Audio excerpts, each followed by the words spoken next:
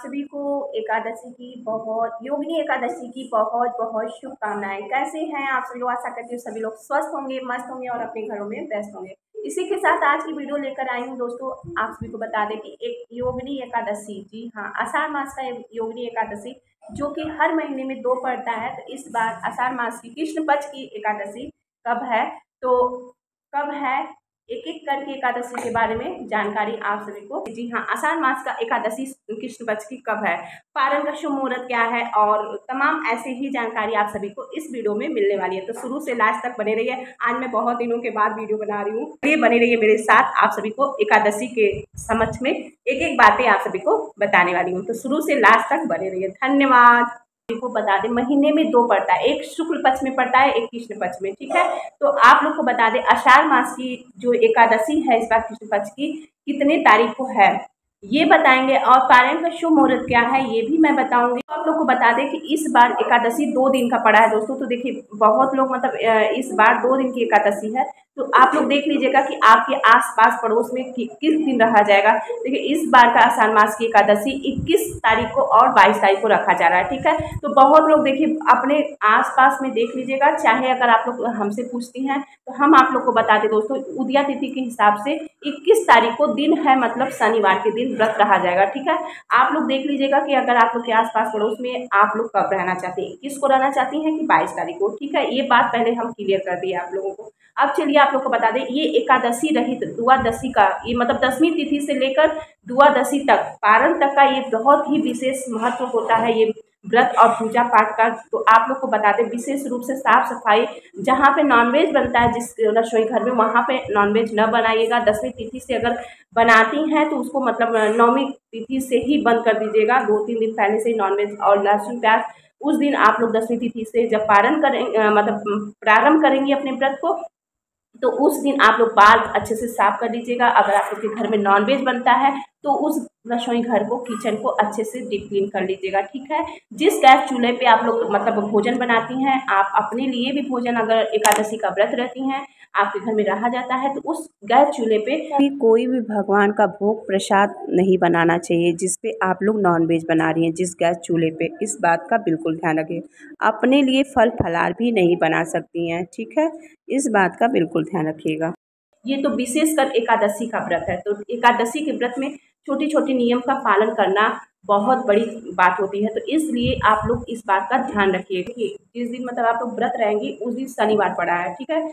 शनिवार 21 तारीख को है और 22 तारीख को आपका पड़ रहा है रविवार। तो आप लोगों को शुक्रवार के दिन ही जो भी कार्य करनी है, जैसे बाल धुलनी है और भी जो भी कार्य आप लोगों को करनी है, शुक्रवार के विशेष रूप से इन सभी चीज़ों को कर लीजिएगा। जैसे हेयर वॉश करनी है, अगर लहसुन प्याज खाती हैं आपके घर में, अनिवार्य है, बनना ही चाहिए, तो बनता ही है हर घर में। तो आप लोग एक दिन पहले ही अच्छे से हेयर वॉश कर लीजिएगा, क्योंकि 10वीं तिथि से स्टार्ट हो जाता है इस व्रत का, और आपका द्वादशी के दिन पारण करके आप लोगों का ये व्रत समाप्त होता है। तो इसलिए आप सभी को जो भी कार्य करनी है, आप लोग एक दिन पहले बाल और धो लीजिए। जब आप लोग व्रत स्टार्ट करेंगे उसके पहले एक दिन पहले, मतलब शुक्रवार के दिन, शनिवार को वैसे कहती तो शनिवार को मतलब आप लोग को बता दें कि एकादशी के दिन बाल नहीं धुलते हैं।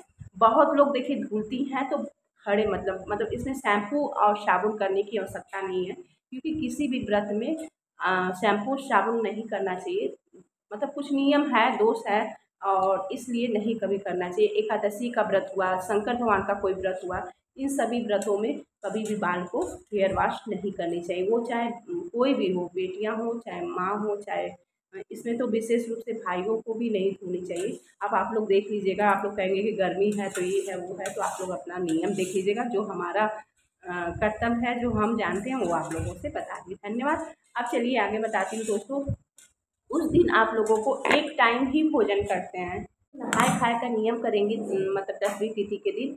इन सभी बातों का बिल्कुल ध्यान रखिएगा। उस दिन बाल धुल लीजिएगा, और एक बार फिर से रिपीट कर दे रही हूँ, बाल धुल लीजिएगा, जो भी आपका कार्य है वो कर लीजिएगा, और तुलसी पत्र भी मतलब रख लीजिएगा तोड़ के, क्योंकि एकादशी 2 दिन पड़ रहा है। तो 2 दिन आप लोग पानी मतलब डालने का बात है, तो बहुत गर्मी पड़ रही है, अगर पेट सूख रहा है तो एक दिन जरूर डाल दीजिएगा। एक दिन गैप करके, जिस दिन आप व्रत रहेंगी उस दिन मत डालिएगा, जिस दिन नहीं व्रत रहेंगी उस दिन डाल दीजिएगा, ठीक है। ये भी नियम हो गया। इतवार के दिन और मंगलवार के दिन वैसे भी नहीं करते हैं। और मंगलवार के दिन वैसे भी मतलब तुलसी जी को न स्पर्श करते हैं, न छूते हैं, और मतलब उसमें पानी डालते हैं, जल भी नहीं डालना जाता है, तो पानी डालने की बात मतलब दूर है। तो आप लोग देख लीजिएगा, इन सभी चीज़ों का ध्यान रखते हुए आप लोग ये सभी कार्य कर लीजिएगा। अब चलिए दोस्तों, आप लोग को बता दें कि व्रत के दिन क्या करेंगी जिस दिन एकादशी रहेगा। एकादशी दोस्तों, अगर आप लोग उदया तिथि के हिसाब से रहना चाहते हैं, कोई भी व्रत हिंदू धर्म में उदया तिथि को ध्यान में रखते हुए उसी दिन से प्रारंभ करते हैं, मतलब सूर्य भगवान के उगते हुए मतलब व्रत को मतलब हमेशा स्टार्ट करनी चाहिए। तो आप लोग बता दें, आप लोग को बता दें कि देखिए, बहुत लोग 21 तारीख को रहेंगे, बहुत लोग 22 को। तो आप लोग दोनों दिन में से देख लीजिएगा कि आपके घर में अपने बड़ों से देख लीजिएगा कि कब रहना है। वैसे हमारी बात माने तो 21 तारीख को आप लोग उदया तिथि के हिसाब से आप लोग कर सकती हैं, ठीक है। बाकी आप लोग देख लीजिएगा, क्योंकि फिर ये होता है ना कि डेट अगर कंफर्म बता दीजिए तो कुछ माताएं बहनें हो जाती हैं कंफ्यूज, तो इसलिए मैं कह रही हूँ आप लोग देख लीजिएगा कि आपके घर में पड़ोस में अगर कोई रहता है तो पूछ लीजिएगा, ठीक है। जिस दिन रहना चाहते हैं उस दिन रह लीजिएगा। ये हो गया। अब चलिए दोस्तों, आप लोग को बता दें व्रत के दिन क्या करना है। सुबह सवेरे उठकर नित्य निर्मित होकर तो बता दें दोस्तों कि इस जो योग इस बार जो एकादशी पड़ा है उसका नाम है योगिनी एकादशी, ठीक है। तो विष्णु भगवान अपने मतलब योग निद्रा में चले गए हैं। अब आपका उठेंगे विष्णु भगवान श्रीमन नारायण जी आपका देव उठनी एकादशी के दिन, तो इसलिए इस व्रत का नाम योगिनी एकादशी पड़ा है, ठीक है।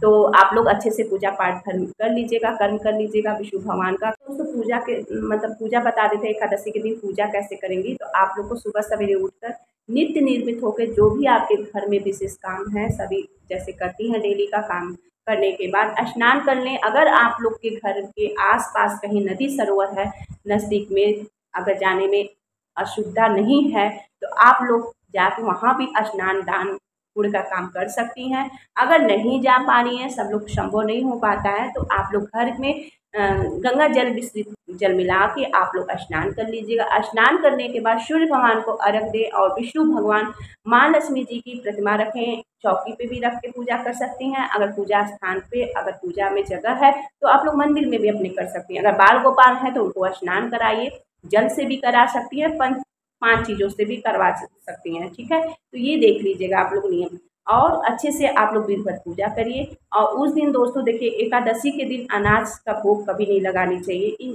इस बात का बिल्कुल ध्यान रखिएगा, ठीक है। और तुलसी पत्र जो भी आप लोग फल मतलब ऋतु फल जो भी आपको मिल जा रहा है आप लोग वो चढ़ा सकती हैं। पीले चीज़ों का बहुत पीताम्बर हमारे विष्णु भगवान श्रीमन नारायण जी को बहुत पसंद है, तो आप लोग वस्त्र भी पीला धारण करिएगा। और विष्णु भगवान को जो भी आप लोग यथाशक्ति अगर आसानी से मिल जाता है फूल फल जो भी आप लोग ला सकती हैं, ठीक है। एकादशी का कथा सुनिए, आरती करिए, फिर इसके बाद आप लोग जो भी आपको नियम ग्रहण कर सकती हैं, फल फलार खा सकती हैं, ठीक है। तो बहुत लोग देखिए सेंधा नमक नहीं खाते हैं इस व्रत में, बहुत लोग खाते हैं, तो अपने घर का आप लोग नियम देख लीजिएगा, ठीक है। ये हो गया। अब चलिए पारण का नियम जान लीजिए। पारण आप लोग अगर देखिए 21 को करेंगी व्रत तो 22 को पारण करनी है, और 22 को करेंगी तो आप लोग 23 को करिएगा सोमवार के दिन, ठीक है। तो सोमवार के दिन आप लोग को बता दें कि जो लोग मतलब पारण करती हैं इन बातों का विशेष रूप से ध्यान रखें, क्योंकि व्रत तो कर लेते हैं सभी लोग आसानी से, पर उसका नियम का पालन करना बहुत कठिन होता है, और जो लोग नियम से कर लेते हैं उनको तो पुण्य मिलना ही मिलना है। तो चलिए आप लोग को बता दें नियम, पारण का नियम। आप लोग को बता दें कि सुबह सवेरे उठकर जैसे नित्य निर्मित होकर काम करने के बाद पूजा पाठ कर लीजिए, और दान उस दिन जरूरी है। अगर आपके घर अगल बगल पास में अगर कोई ब्राह्मण है तो उनको भोजन बना के अपने हाथ से भी ग्रहण करा सकती हैं, चाहे कोई भी आपके घर में है वो लोग भी भोजन बना के आप लोग उनका पैर धुलिए, और फिर इसके बाद उनको भोजन कराइए। यथाशक्ति जो भी आपको दान दक्षिणा देनी है, कपड़े भी दे सकती हैं, कुछ दान भी दे सकती हैं, अनाज की भी दान कर सकती हैं। अगर नहीं हो पा रहा है, सबसे नहीं हो पाता है, हर चीज़ नहीं हो पाता है किसी कारण से, सबके घर संभव नहीं है हर चीज़, तो आप लोगों से हाथ जोड़ के निवेदन है, बस यथाशक्ति आप लोग 10 रुपये दान पेटी में निकाल दीजिए, ये भी बहुत है। जो लोग देने वाले हैं उनका दिल बड़ा होना चाहिए, जो लोग नहीं देने वाले हैं तो उनको तो कोई कुछ भी कहे उन लोगों को सब बेकार है। तो इसलिए जो लोग करते हैं, जो लोग करती हैं, उन लोगों को बहुत अच्छे से पता है कि क्या कैसे करना चाहिए, तो आप लोग ये भी कर सकती हैं। भगवान ने ये नहीं कहा है, भगवान ने ये नहीं कहा है कि आप अपने आप को ही समर्पित कर दो। भगवान ने ये कहा है जितना है उतना में से कुछ अंश हमारे नाम पे निकालिए, तो जरूर निकाला करिए। एकादशी के दिन क्या रोज ही अगर आप लोग निकाल सकती हैं तो और अच्छी बात है, इससे आपका आपके पूरे परिवार का एक एक अंश निकलते चला जाएगा। अब इससे आपका कुछ घटेगा नहीं, भगवान आपका बढ़ाएंगे, आपके धन में वृद्धि होगा। मैं उन लोगों को सिखा रही हूँ, उन लोगों को समझा रही हूँ जो लोग सोचते हैं कि दान क्या मतलब, दान करके क्या मिलेगा। देखिए भैया, जीवन बहुत छोटी हो गई है आजकल के समय में, इसलिए दान करो, पुण्य करो। कब यहाँ से निकल जाना है मृत्यु लोक से कोई नहीं जानता है, तो इसलिए दान पुण्य जरूर करें आप लोग। मैं तो यही कहूँगी कि दान करना सबसे बड़ा महत्व होता है अपनी लाइफ में, क्योंकि सब कुछ ये बंगला गाड़ी मोटर सब रह जाएगा, पर ये जो दान आप देंगे अपने हाथों से, यही आपके खाते में जाएगा। इस बात का बिल्कुल ध्यान रखें। तो चलिए, ये हो गया दान की।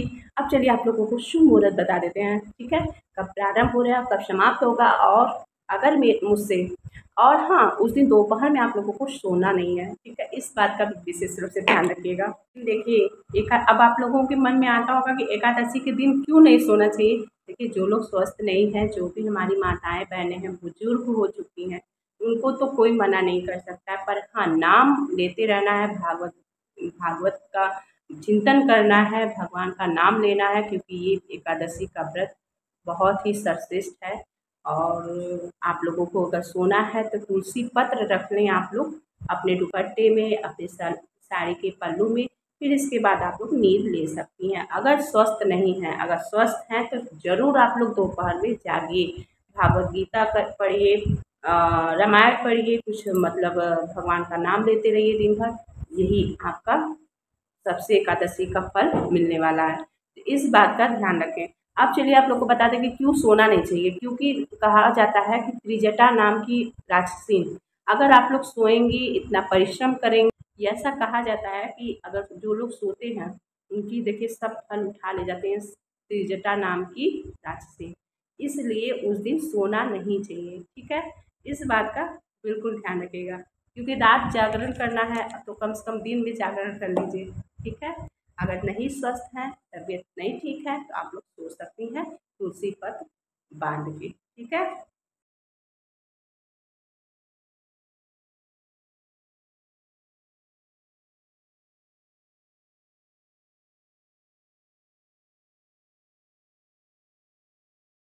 दोस्तों, आशा करती हूँ कि आज की वीडियो आप सभी को बहुत पसंद आई होगी। बहुत दिनों के बाद मैं वीडियो लेकर आई हूँ, और इसी के साथ श्रीमन नारायण भगवान सभी को सद्बुद्धि दे, सद्मार्ग दे, धर्म के रास्ते पे चलने के लिए प्रेरणा दे।